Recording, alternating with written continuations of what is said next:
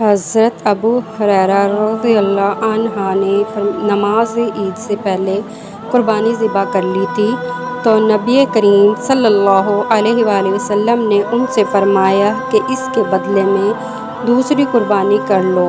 انہوں نے عرض کیا کہ میرے پاس 1 سال سے کم عمر کے بچے کے سوا اور کوئی جانور نہیں۔ شعبہ نے بیان کیا کہ میرا خیال ہے کہ حضرت ابو ہریرہ رضی اللہ تعالیٰ عنہ نے فرمایا کہ وہ اس سے عمدہ ہے۔ آپ صلی اللہ علیہ وسلم نے فرمایا پھر اسی کی اس کے بدلے میں قربانی کر دو، لیکن تمہارے بعد یہ کسی کے لیے کافی نہیں ہوگی۔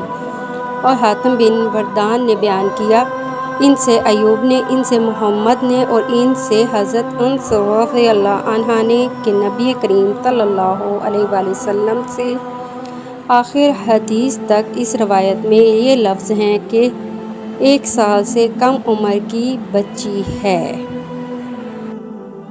کتاب صحیح بخاری 5557